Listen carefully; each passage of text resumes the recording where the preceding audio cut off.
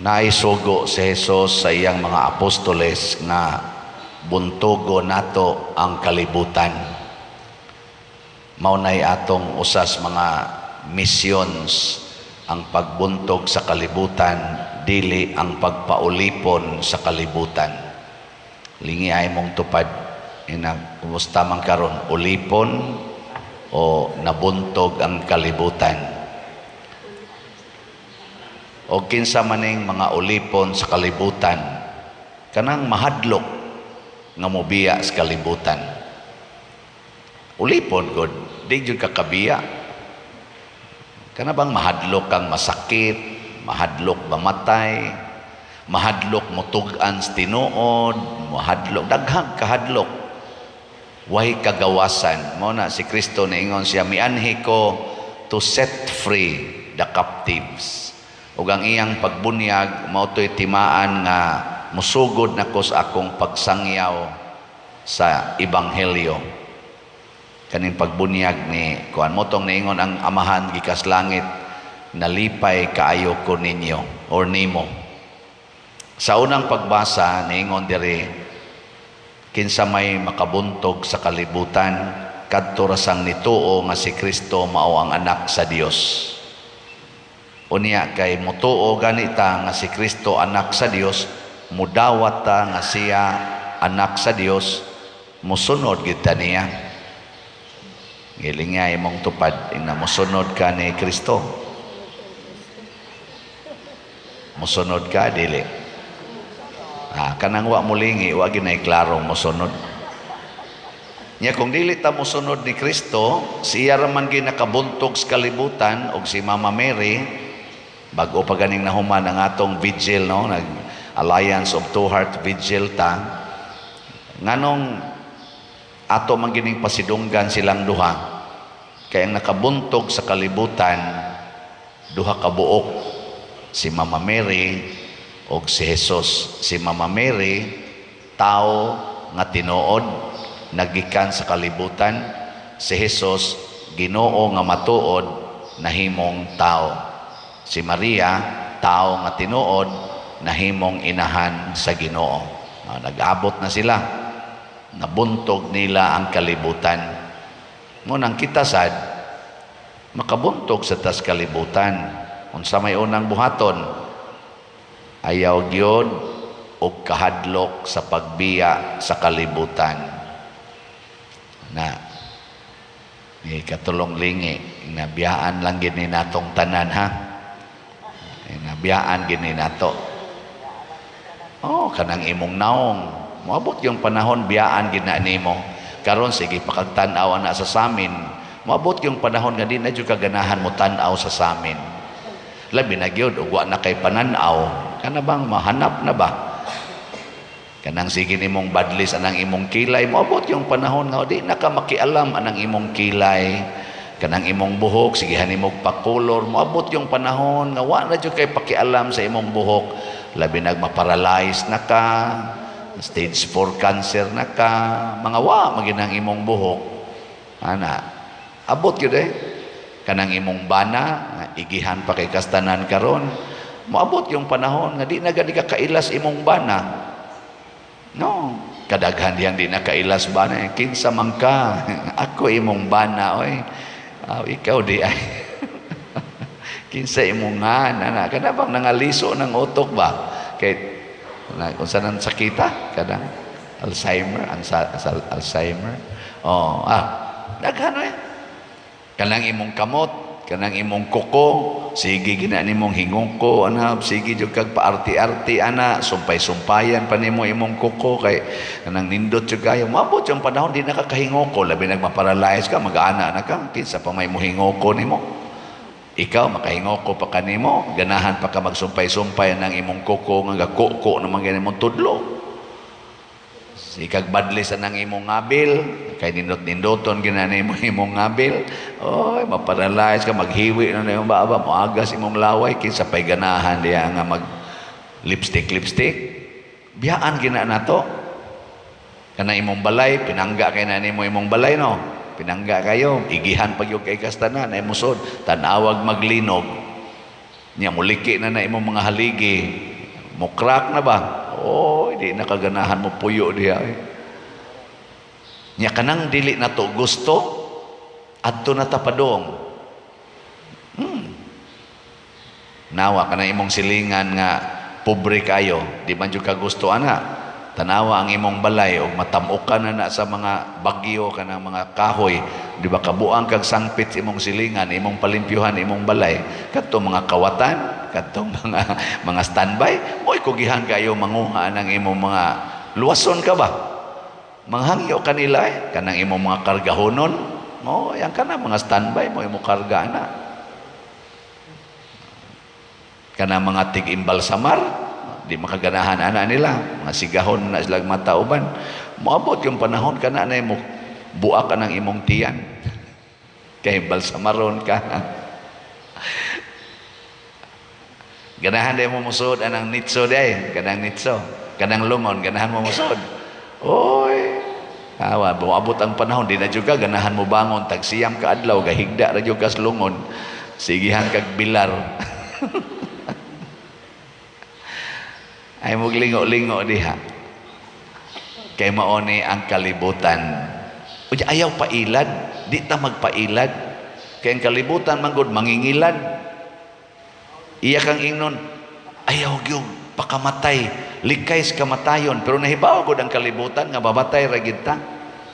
Niingon ang kalibutan nga ayaw gyud pabati ana imong naong pagwapaha ko na nahibaw kung kalibutan nga mobati ra gid ning atong naong. Panggaa ginang imong anak haron mo lambo gina kay bawo gud ang Ginoo nga mo ang kalibutan nga moabot yung panahon awayon ka mismo sa imong anak, biyaan pa kas imong kaugalingong gimahal nga anak. Abot man ginang panahon na magani akong gipang blessingan ang balay nga kinsay kuyog ninyo dinhi, kami na lang duha pa din mga tiguang. Pila gyud inyong anak? 8. Hay man imong mga anak tuanas laing mga lugar nangaminyo naman to apay gawas nasod kinsa may kuyog yun din kanina lang among maid nya kami na lang sang duha. Aw nindot man ang kamong duha magkuyog basta bag-o pa mong kasal pero hapit na mo mga matay wa nagil. Ingon ko nindot ba yasan kay mura mo gahanimon pero usa pa may ihanimon nga tag 80 na edad no sa pa man ana mo balik ra gyud ka sa loneliness. O nabitang moingon sila pader maayog yung magminyo kay naatay anak mo atiman nato nakadaghan sa akong gipang blessingan way ga atimang anak ko may pami kay anad na mi aning solo-solo di ba nibiya naman gud mi god ana dali kay mi makabiya ang amo na lang yung lisod biyaan kaning kolekta no mo na lang na inahibilin nga murag ma-attach pa mi anag jutay pero amo biya na practice-an sad biyaan na mo ng kolekta. Pero ako karon kay himsog-himsog pa man, ako gining ibaligya ang slots, di ba? Sa pila na atong halin sa atong SBF dang. Kamong di mo palit sa slot, wa mo kabuntog sa kalibutan. Daw pa man mo. Nanatay halin nga niabot nag 6,701. Napay 53,299. Bakpa. Salamat kayo.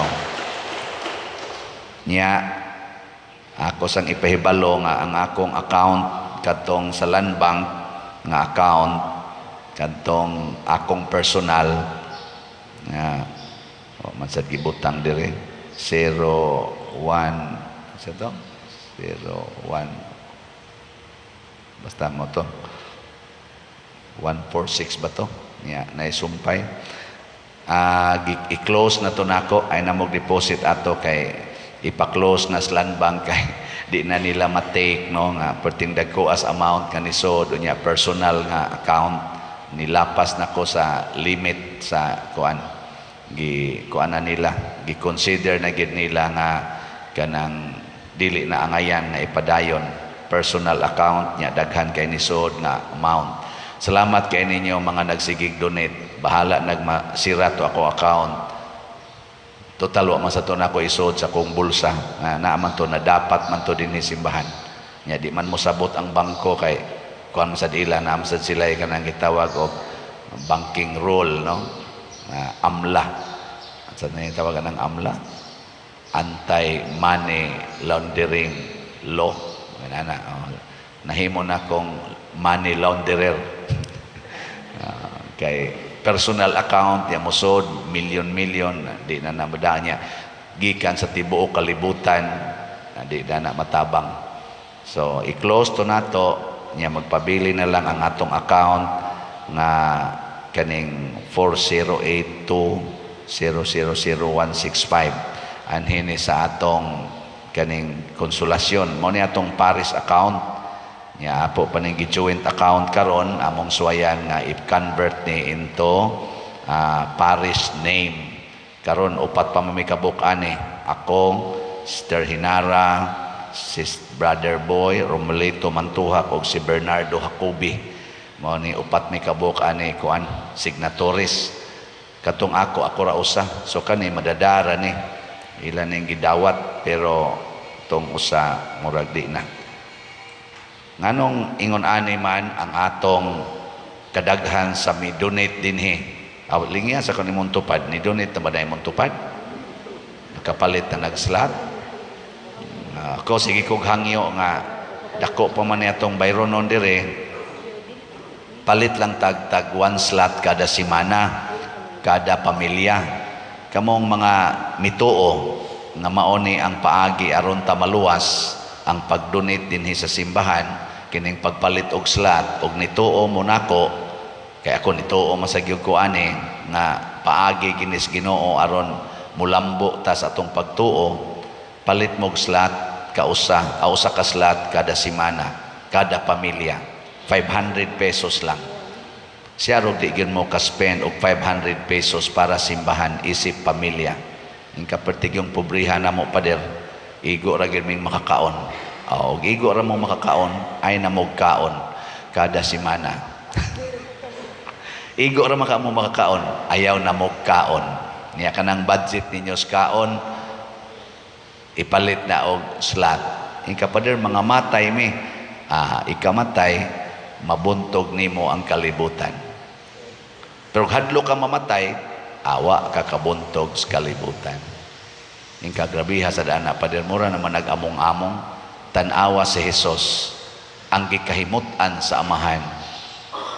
Namatay siya o gipatay. Unsay tubag? Namatay o gipatay? Gipatay. Ni sokol o wa mo sokol? Ngano wa man siya mo sokol? Nga naaman ta siya gahom, naaman ta siya mga anghel.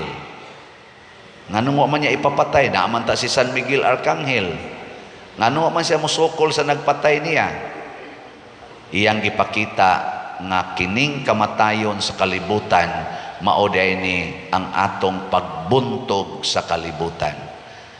Kay kung mahadlok na tang mamatay, naangko na tas kalibutan.